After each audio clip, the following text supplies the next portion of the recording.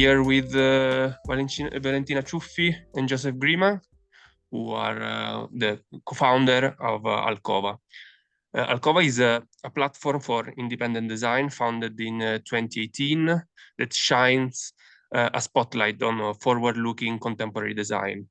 Well, since 2018, during the Fuori Salon in Milan, they bring together independent brands, galleries, emerging designer, and also academies and research projects, creating an interesting twist between experimental design and commercial projects, let's say.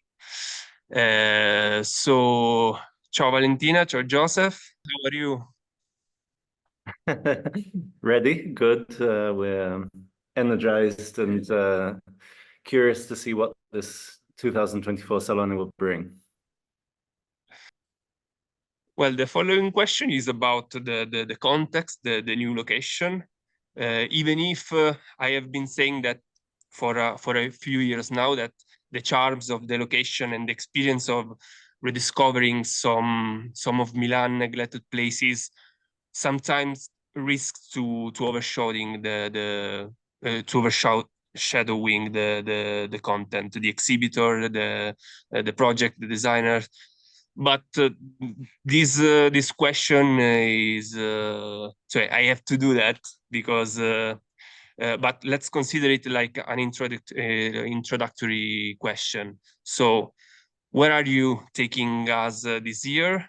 And in general, can you tell us about the work that needs to be done to make the projects in dialogue with the location? Okay, maybe I start and you say something historical about the location. In any case, it's a change for many people, was a sort of change in the language, because we have been inhabiting many, in the past we were inhabiting many industrial building. And for many people, we changed to something that is now more related to the idea of the house, because there are two incredible big villas from two different periods. One is a modernist villa, one is from the 18th century. But we were like, the beauty of this architecture was a very different beauty, but still something interesting for us, because we believe in the magic of the spaces. And you will see that especially in the big villa, which is called Villa Bagatti Varsecchi, there are some, let's say, point of contact with the spaces we had till now, because the way the green is interacting with the architecture that is not abandoned but was not used for the last years is recalling the kind of atmosphere we had, for example, in the ex Panettonificio or in the ex abattoir last year. Yeah, and so I mean, in many ways, even though the spaces are very different, there's a lot of continuity with previous editions of Alcova. The difference this year, main difference, is the fact that it's actually quite a less central location than previously. But we think that it's much less of a problem than perhaps we could have imagined, especially also seeing the response of participants, seeing the response of journalists, and hopefully also seeing the response of the public. We think that Alcova is not so much about convenience and about making it easy to get to. It's more about creating a unique experience and a unique way of presenting design that can unlock aspects, dimensions of contemporary design practice that would not work anywhere else, that would probably not work in a salon, wouldn't work in a museum, but that can work in the context of a strong collective takeover of an amazing place. And the idea that the work and the location are somehow in competition with each other, I think, is I think that's not really the right way to look at it, because it's not a competition between the two. People inevitably see both. And some people may be more struck by the location, other people may be more struck by the work. But in any case, it's a synergy, and it's also a reflection on the city. It's a reflection on the city of Milan and how many things exist that haven't been occupied, haven't been activated, and not used on a regular basis. And therefore also an invitation to think about the city around us and ways in which it can be activated through cultural projects. Yeah, and also, as you were saying the other day, Milan needs to be and be interpreted like a larger city, like a city that is expanding through the beyond the normal kind of how do you know? I don't know. I don't have words today. Confini. Boundaries. Yeah, that the city is expanding. And also, on the other hand, when you go to Copenhagen and you go to Louisiana Museum, as I said already, the experience is worthy, and you take a train and it's so beautiful to go to a beautiful space. But Milan is experiencing a situation in which is naturally growing and is like going towards the other closer cities like Genova, like Turin. And so in a way, we are also highlighting this new direction for the city. Well, when I read for the very first time the announcement of the new locations that are Villa Borsani and Villa Bagatti Valsecchi in Brianza, in north of Milan, I thought about two very practical things. One is about all the work that is behind renovating a place, that maybe this time is a little bit less, but we have to highlight that in all the location there were a lot of effort, a lot of energy, and also a lot of money in make the location safe and make the location visitable to the public. So I think that this year is a little bit easier for you, luckily for you. How do you imagine this year's experience? I mean, I think that we it's not really our goal to, we see Alcova as a platform for experimentation, not just in the work that we present, but also in the way in which it's presented. And as an experience, we have never really been afraid of doing things that nobody has ever done before. And this is part of that experiment of seeing whether, given the massive queues, as you said before, the very large numbers of people that we've had in the past, we decided that we could really take a risk in a way, or to take a different approach to the location strategy and go to a place that nobody could believe we were going to go to. And it was really a hard decision to whether we could whether we thought this would be possible. But in a way, in Alcova, the final product is the outcome is the product of two considerations about the strength of the work and the strength of the location together, and also the ways in which the container changes the content. It changes the experience of the views. So in this case, obviously, sites like this would never be possible inside the city of Milan, because they are a function of where they are. Their country, especially Villa Bagatti Valsecchi is a country retreat. And we think that the strength of the overall offering is sufficient to motivate people to go there, even though it's further than they may want to go, and to have a completely different experience from anything else that they will see in the Salon. So that, I think, is really our what we've always seen as our goal, as our mission, and what we want to continue to do, to take unexpected paths that can also, hopefully, as a secondary effect, also, like you said, decongest a little bit from the crowds that somehow sometimes become attached to projects like this inside the city. Yeah, and regarding your first consideration, I think it may appear that we did less this year because the places, they look beautiful, and in the case of Villa Borsani, it looks quite perfect. But actually, we really wanted a new Villa Borsani. We know that 2 or 3 saloni ago, even more, 5, Villa Borsani was opened up. But what we are doing is we are emptying the villa of everything that is inside, and the designers, in a way that we will see how strong or different it is, they will reinterpret everything.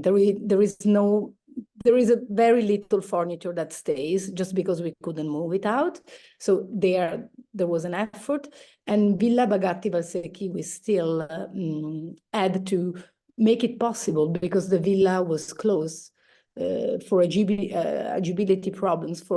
It was not in use. So again, Alcova gave the possibility, together with the Fondazione, who is helping us a lot, to make it public, at least for a week. So, but still, the effort is there. Luckily, we worked this time too. So let's talk about a new thing that will happen. That is the Alcova Design Shop. Can you tell about this? Is it an evolution of the Alcova project space? How does it work? Yeah, last year when we opened when we did the Alcova project space, our shop wasn't online yet. So the idea is generally to promote emergent design, but in order to promote the commercial part is a natural part of it, no?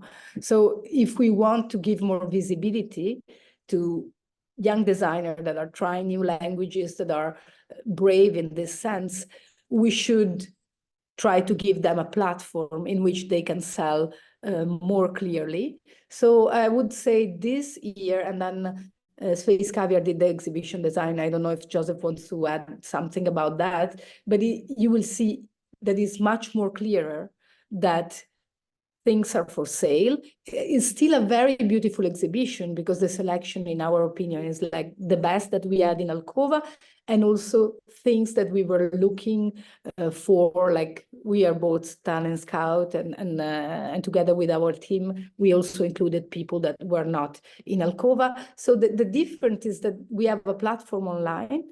We still select with the same care and with the same kind of research, but it will be much more clear that people can buy there. There will be even, I tell you, POS, like clerks, how do you call Sales them? point, yeah, Sales really points. like. And that's also sometimes, I mean, obviously the Salone in general, Fuori Salone and Alcova itself is about promoting people who make things for a living. And sometimes that is a little bit forgotten in a way. And it's probably not the thing that people like to reflect on, the commercial aspect of all of this. But it is actually, for a lot of people, that's their life, that's their work, it's what they do for a living, it's what they do, and it's quite a difficult living to do. And so in a way, we think that there is a possibility. We don't want to be just selling sofas and beds and chairs and so on. But we do think that with Alcova, we have, on the one hand, we have a network of really amazing experimental designers who really have this very strong passion for making things, and they make things that are not necessarily about necessarily simply of use value, but that are in a way a critical reflection on the world.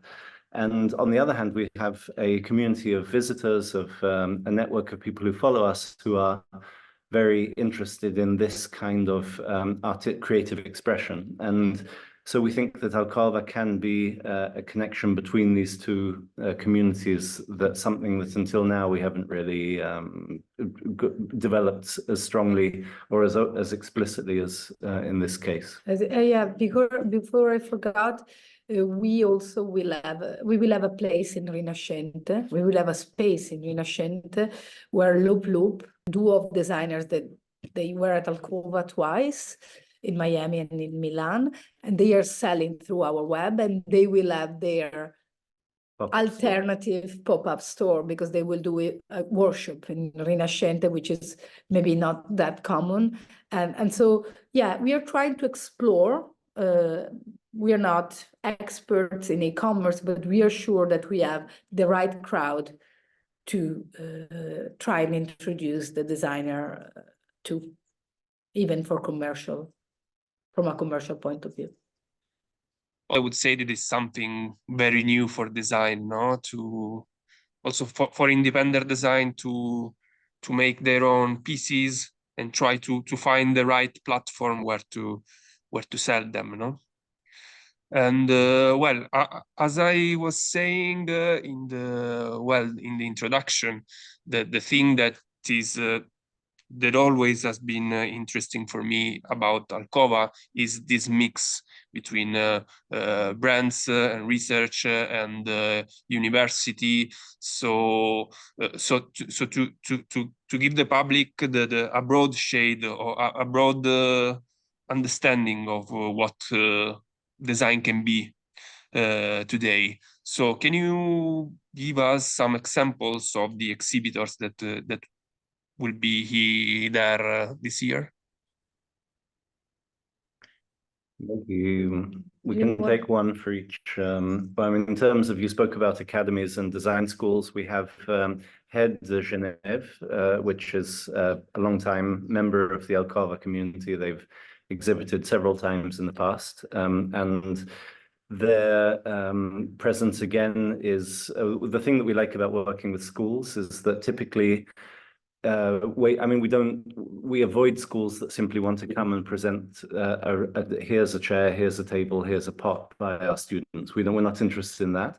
We're more interested in collaborative research projects that somehow use the work of the students to tell a larger story and to make a broader reflection. And that's what Head will be doing again this year. On the climate change. Yeah. Yeah. The other school, he wants to do one-on-one, but I think the other school, Umprum, is doing something so peculiar that I think is worth it to mention. They are doing a study and a research on dress code. So totally different from the Alcova usual kind of subject and themes. So it's more sociological than we have beautiful installations outdoor. One is object of common interest, but also one is Ishigami that will do something inside the Ghiacciaia together, which is how would you describe it? Is a sort of hole in a cave inside the Villa Bagatti. I think we can keep some surprise. Yeah, but it is with Gallery Maniera, which is one of our favorite gallery. Then about site-specific, there is a work by Sema that is in the relation with one of the bathrooms of Villa Borsani. Sissi Tapi, together with the Atelier Troupe, they interact with the iconic stair of Villa Borsani. Then we have a mini golf done by a French duo in the big park of Villa Borsani. And Light are back with us, like Agglomerati. Agglomerati is doing a marble pieces that are in dialogue with the marble pieces in Villa Borsani, while and Light from Canada, they are reinterpreting one of the big rooms of the main villa. And we have two super high-tech installations. One is by Harry Thaler at the entrance. High-tech because it's a new material done with 3D printed wood, but I mean, you will learn more, don't quote me exactly. And Ilos is a shoe brand. 3D printing in this case is related to the components of shoes. But of course, you won't see shoes at Alcova. But a final question is about this new international dimension of Alcova, no? So you recently added a second a second event in Miami last December. And so tell about how it went and how did it go, and if you are planning to organize a second edition there too. It went very well. It was we really felt that we obviously being the first time, we didn't know what the reception would be like and whether there would be any resonance in Miami, which is a very crowded playing field. But in fact, we were really pleasantly surprised by the enthusiasm of the Miami crowd. The question that we're working on now is, as you know, this year the exhibition was inside a motel, and that had carried with it a lot of possibilities and also constraints. So we're questioning whether that is a path that can be continued down, or whether maybe there's some alternative ways of presenting in Miami. And we haven't yet made a definitive decision about whether we're going to go or not. That's something we're reflecting on. We'll probably decide after Salone. But we're certainly very enthusiastic about Miami. It's about finding the right partners, the right sort of way to be present there.